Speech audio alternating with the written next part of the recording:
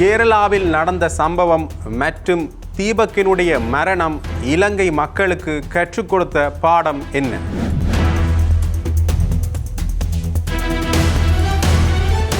தொடர்ந்துமே அரசியல்வாதிகள், குறிப்பாக இலங்கையில் உள்ள ஒரு சில அரசியல்வாதிகள் சமூக ஊடகங்களை சரியாக கையாளுகின்றனர்.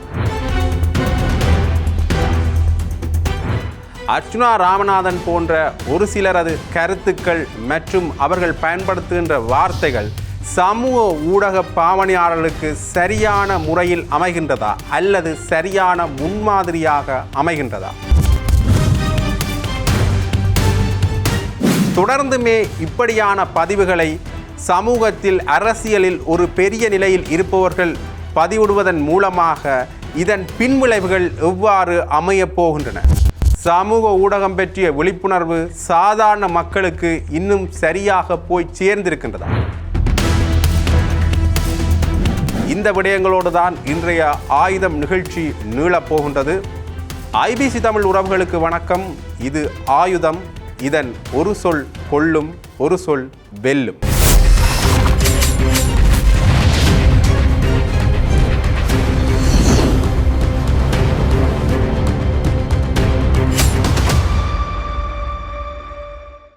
தொடர்ந்துமே நிகழ்ச்சியில் இணைந்திருக்கலாம். குறிப்பாக இந்த நிகழ்ச்சியை ஆரம்பிப்பதற்கு முன்னதாக இந்த நிகழ்ச்சியில் தற்கொலை தொடர்பாகவோ அல்லது தவறான முடிவெடுத்தல்கள் சம்பந்தமாகவோ எந்த ஒரு ஊக்குவிப்புகளும் இதில் வழங்கப்படவில்லை. இதில் பேசப்படும் விடயங்களும் அதை ஒத்ததாக இல்லை என்பதை கூறிக்கொள்ள விரும்புகின்றோம். கேரளாவில் சம்பவம் ஒன்று நடக்கின்றது. இந்த குறித்த சம்பவம் ஒரு பெண்ணியம் சார்ந்து ஆரம்பத்தில் பார்க்கப்பட்டு பின்னர் ஒரு தவறான புரிதலாக மாறுகின்றது. இது கேரளாவில் நடக்கின்ற பொழுது, இது ஒரு பேருந்தில் தான் இந்த சம்பவம் நடக்கின்றது. ஒரு குறித்த ஒரு பெண்மணி வேலை முடித்துவிட்டு பேருந்தில் பயணிக்கின்ற தீபக் என்கின்ற ஒரு ஆண் தன்னை தவறான முறையில் அணுகினார் அல்லது தவறான தொடுதலை ஏற்படுத்தினார் என்கின்றவாறாக ஒரு காணொளியை சமூக வலைத்தளத்தில் பகிர்கின்றார். அது மிக பெருமளவிலான பார்வைகளை பெறுகின்றது. இந்த பார்வைகள் பெற்ற பின்னர் இந்த தீபக் மீதான விமர்சன கணைகள் தொடர்ந்துமே தொடுக்கப்படுகின்றன. இதற்கு பின்னரான காலப்பகுதியில் தீபக்கினுடைய மரணம் நிகழ்கின்றது. தொடர்ந்துமே இந்த தீபக் சம்பந்தமான விடயங்களை பார்க்கின்ற பொழுது இவருடைய உறவினர்கள் மற்றும் இவர் சார்ந்த நபர்கள் இது தொடர்பான கருத்துக்களை இவரிடம் கேட்கின்ற பொழுது நான் அப்படி எந்த ஒரு விடயமும் செய்யவில்லை என்கின்ற விடயத்தை அவர் சொல்கிறார். அந்த காணொலியில் இருந்த விடயம் என்னென்று பார்த்தீங்கன்னா, அந்த பெண் பேருந்தில் பயணிக்கின்ற பொழுது அந்த பெண்ணுடைய உடலில் இவருடைய முழங்கை படுதல் போன்ற ஒரு விடயம் ஒன்று அமைகின்றது. அந்த விடயத்தை அவர் காணொலியாக பதிவிடுகின்றார். அப்போ இந்த காணொலியை பதிவு செஞ்ச பிறகு தொடர்ந்துமே இவருக்கு தொடர் அழுத்தங்கள் வருவதன் காரணமாக இவர் தவறான முடிவொன்றினை எடுக்கின்றார். இதற்கு பிறகு இது மிகப்பெரிய அளவிலான பேசுபொருளாக மாறுகின்றது. ஒரு பெண்ணியம் சார்ந்த சில நிலைப்பாடுகளை தவறான முறையில் சித்தரிப்பதனூடாக பெண்ணியம் தவறான முறையில் செல்கின்றதோ, குறிப்பாக உங்களுக்கு தெரியும், பெண்கள் தொடர்ந்துமே பல வன்கொடுமைகளை சந்தித்து வருகின்றார்கள். குடும்ப அளவிலும் சரி, சமூகத்திலும் சரி, பெண்கள் மிக பெருமளவிலான வன்கொடுமைகளை சந்தித்த வண்ணமே இருக்கின்றார்கள். அவை சமூக வலைத்தளங்களில் வைரலாவது வழமை. சமூக வலைத்தளங்களில் இது பேசுபொருளாகின்ற பொழுது குறிப்பிட்ட நபர்கள் தண்டனைக்குள்ளாக்கப்படுகின்றார்கள். குறிப்பாக அந்த பெண்ணை பாலியல் சீண்டலுக்கு ஏற்படுத்திய ஒரு நபரோ அல்லது எந்த அளவில் அந்த பெண்ணுக்கு ஒரு கொடுமை நடந்ததோ அதை நடத்திய நபர்கள் தண்டனைக்குள்ளாக்கப்படுகின்றார்கள். ஆகவே இப்படியான விடயங்கள் நடக்கின்ற பொழுது வெறுமனே இது ஒரு சமூக வலைத்தள பார்வையாக பார்க்கப்படுகின்றதோ என்கின்ற இன்னொரு கேள்வி எழுகின்றது. ஒன்று, சமூக வலைத்தளங்களில் இது பதிவிடுகின்ற பொழுது சரியான விசாரணை நடத்தப்பட்டு அவர்களுக்கான தண்டனை வழங்கப்படுதல் என்பது வேறு. இன்னொரு வகையில் இந்த விடயங்கள் அதிக பார்வையை பெறுகின்றன, சமூக வலைத்தளங்களூடாக நாங்கள் பிரபலமாகிக் கொள்ளலாம் என்ற வகையில் இன்னொரு கண்ணோட்டத்திலையும் இது பார்க்கப்படுகின்றது. ஆகவே இந்த பெண்மணியினோட செயல்பாடு இப்பொழுது அந்த கண்ணோட்டத்தில் பார்க்கப்படுற ஒரு நிலைமையை காணக்கூடிய மாதிரியே இருக்கின்றது. அந்த நபர் எதேர்ச்சியாக அவருடைய கை அவர் மேலே பட்டிருக்கலாம். இந்த பெண்மணி தவறாக இதை சித்தரித்து சமூக ஊடகங்களில் பிரபலமாவதற்காக தன்னுடைய காணொளி நிறைய பார்வைகளை பெறுவதற்காகத்தான் இந்த விடயங்கள் நடந்திருக்கின்றன என்கின்ற பொருள்பட தொடர்ந்துமே அந்த பெண் மீதான விமர்சன கணைகள் இடம்பெற்று கொண்டே இருக்கின்றன. என்னதான் இருந்தாலும் கூட இந்த மரணம் தொடர்பாக தொடர்ந்துமே விசாரணைகள் நடைபெற்ற வண்ணமே இருக்கின்றன. ஆகவே இந்த விடயங்கள் பேசுபொருளான பிறகு முன்னைய காலகட்டங்களில் அந்த பெண்ணுக்கு ஆதரவாக இருந்தவர்கள் கூட இப்போ அந்த தீபக் என்ற நபருக்கு தங்களுடைய ஆதரவை தெரிவித்து வருவதை பார்க்கக்கூடிய மாதிரி இருக்கின்றது.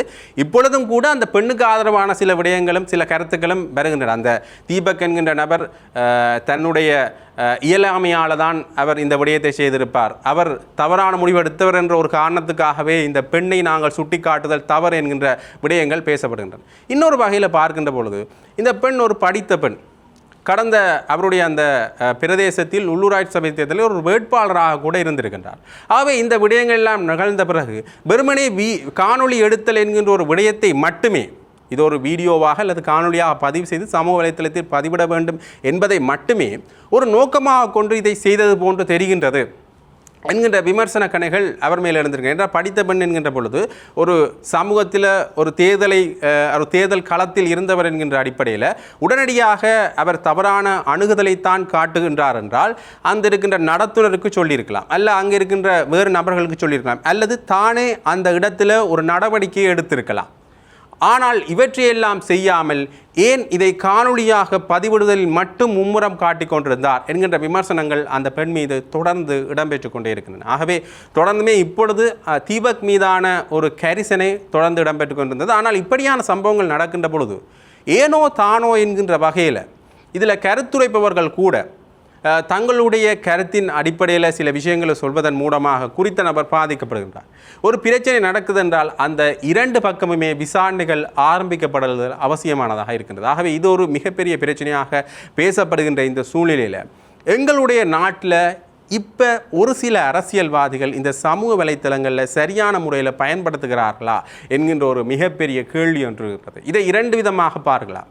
ஒன்று, தங்களுடைய அரசியல் சுயலாபத்துக்காக அரசியலுக்காக பயன்படுத்திக் கொள்கின்றார். குறிப்பாக அன்ருகுமார் சனாயக் அவர்கள் இங்கே வந்த பொழுது முண்டியடித்து செல்வி எடுக்க முயன்ற மக்கள் அன்ருகுமார் சனாயக்க மிகவும் எளிமையாக சென்றார் என்கின்ற சில வாசகங்கள் சமூக வலைத்தளங்களில் பிரபல்யமாகி வாரத அண்மை காலமாக பார்க்கக்கூடிய மாதிரி இருந்தது. அன்ருகுமார் சனாயக் அவர்கள் சாதாரணமாக பொதுவெளியில் நடமாடுவதோ அல்லது அவரோட மக்கள் செல்வி எடுக்க முண்டியெடுவதோ எந்த விதத்தில் ஒரு சரியான அரசியலாக அமையும் என்கின்ற ஒரு கேள்வி இருக்கின்றது. ஒரு மனிதர் எளிமையாக நடமாடுவதை இவ்வளவு பிரபல்யமாக்க வேண்டுமோ?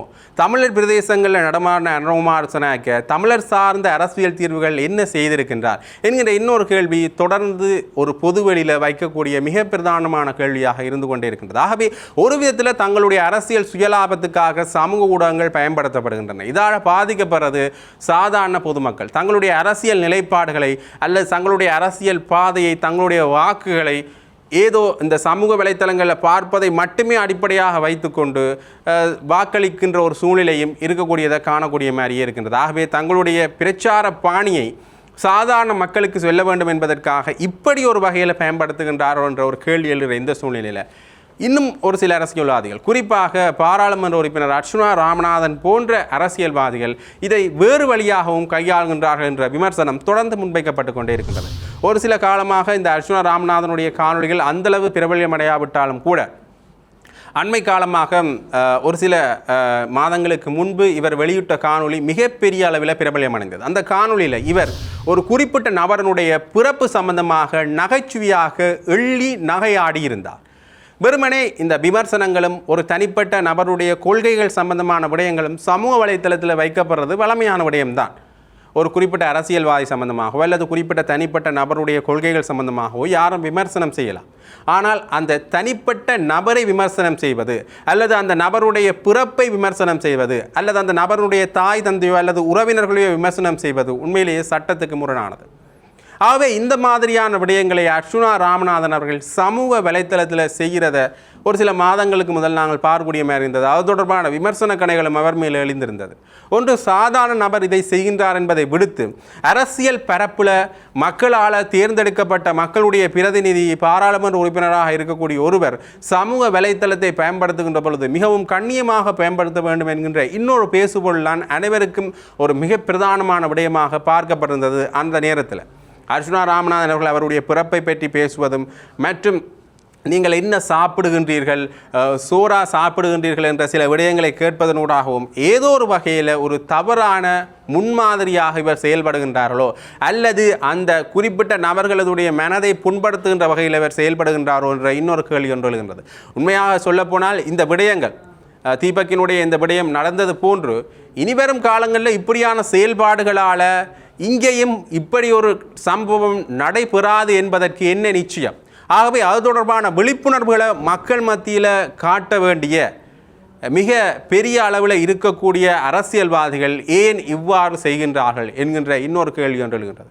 இன்னொரு வகையில் பார்க்க போனால் அர்ச்சுனா ராமநாதன் சமூக வலைத்தளத்தில் ஒரு பதிவிடுறதும் அவருக்கு எதிராக சில நபர்கள் அல்லது சில சமூக ஊடகவியலாளர்கள் இந்த பதிவிடுறதும் தொடர்ந்து காணக்கூடிய மாதிரியே இருக்கிறது. ஆகவே இந்த சமூக ஊடகங்களில் அர்ச்சுனா ராமநாதன் மற்றும் சில சமூக ஊடகவியலாளர்களுக்கான போட்டி, சில வார்த்தை பிரயோகங்கள் தவறான முறையில் சிறுவர்களுக்கும் மற்றும் ஏனையவர்களுக்கும் செல்லக்கூடிய வாய்ப்புகள் இருக்கின்றது. ஆகவே வெறுமனே ஒரு அரசியல் கலாச்சாரத்தை காட்ட வேண்டும் என்பதற்காக மட்டுமே, ஒரு தவறான அரசியல் கலாச்சாரத்தை காட்ட வேண்டும் என்பதற்காக மட்டுமே சமூக ஊடகங்களை பயன்படுத்தாது ஒரு நல்ல அரசியல் சித்தாந்தத்தை, ஒரு நல்ல அரசியல் கலாச்சாரத்தை மற்றவர்களுக்கு விதைக்க வேண்டும் என்பதற்காக சமூக ஊடகங்களை பயன்படுத்த வேண்டும் என்பதுதான் ஒரு மிகப்பெரிய விடயமாக இருக்கிறது. இன்னொரு முக்கியமான விடயத்தை இதில் நாங்கள் பார்க்கணும் என்று பார்த்தீங்கன்னா, விமர்சனம் என்பது சாதாரணமாக அனைவராலும் செய்யப்படக்கூடிய ஒன்றுதான். ஒருவருடைய கொள்கைகள் விமர்சிக்கப்படலாம், அவர் சார்ந்த சில செயல்பாடுகள் விமர்சிக்கப்படலாம். ஆனால் அவரை உருவக்கேள்வி செல்வதோ அல்லது அவருடைய பிறப்பு சம்பந்தமான விமர்சனங்களை செய்வதோ ஒரு மிகப்பெரிய தவறான விடயமாகவும் ஒரு மிகப்பெரிய தவறான முன்னுதாரணமாகவும் மற்றவர்களுக்கு போய் சேரும். ஆகவே இப்படியான அரசியல்வாதிகள் இனி இந்த விடயங்களிலிருந்து ஒதுங்கி மக்களுக்கு ஒரு நல்ல அரசியலை காட்ட வேண்டும் என்பதுதான் இன்றைய நிகழ்ச்சியினுடைய நோக்கமாக இருக்கின்றது.